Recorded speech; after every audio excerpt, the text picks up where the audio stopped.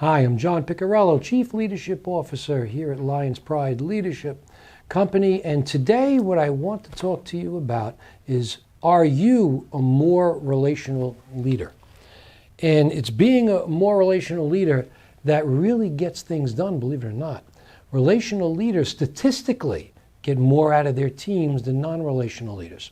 So we're going to look at three things. I just have three questions to ask yourself about being a relational leader. I'm not talking about just having a good time, being palsy-walsy with everybody and having friends and so on.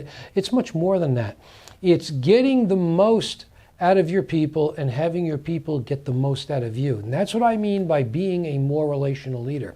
So the first question you need to ask yourself to find out whether or not you can be a more relational leader, I believe everyone can, but you need to work on it, is simply, are you personable or positional?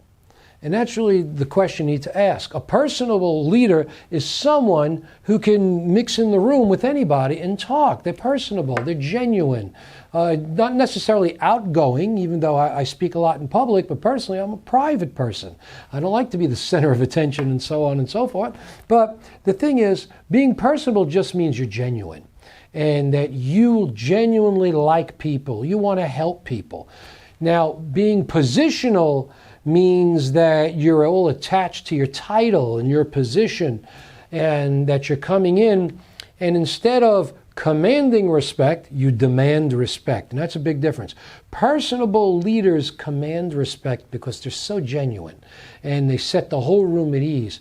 But positional leaders demand respect because they rely on their position. They won't get it unless they demand it, because they're not respected if they hide behind their position or a title.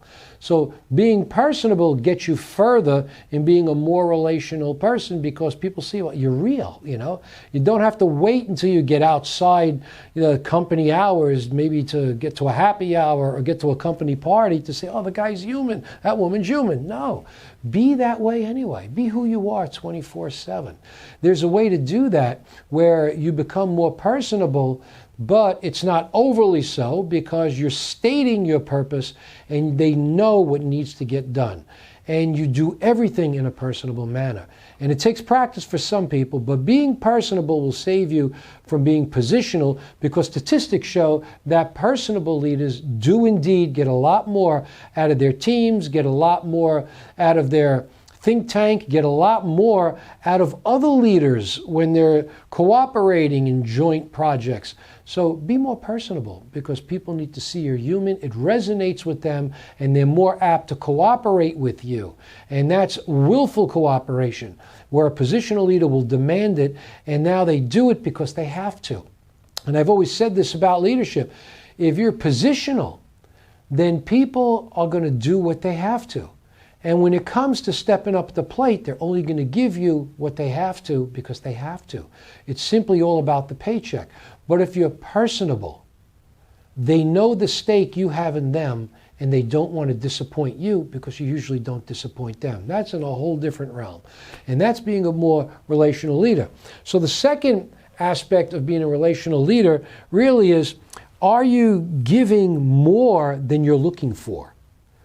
And that's really huge. Are you giving your team more than you're looking for in return? And if you can outpace the giving of your team, you'll be at a good place. And what I mean by giving more, I mean adding more value, getting them to a place where you help them solve their problems, solve their personal problems as well. There's a time and place for that as well, because you care for them as a person. The more well-adjusted and well-balanced they are at home because of your help, the more they'll be so when they're on the job. So if they're good in their living room, they'll be awesome in the boardroom.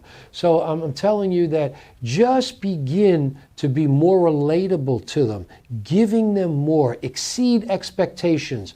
Whatever's required of you as the supervisor or the boss, take it with then some. I mean, always deliver with interest. And you'll get a return with interest as well. And that's factual, it's statistical. So, don't be on an ego trip. Be more personable than positional, and always give more than you expect in return. And thirdly, ask yourself this question. How's your trust meter doing? Is it showing that it's low?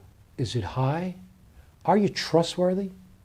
Because personable leaders tend to be more trustworthy. Now I said tend to be, because there are some people that are just, and I'll just be blunt, there are some people that are just con artists and they're personable. People trust them. But if over a long time you deliver and you add value to your teams and the people in your organization, and they're better off for working with you, then your trust level rises. If you deliver and also exceed expectations when you deliver, again, your trust level goes higher. In fact, credibility is better than an American Express card.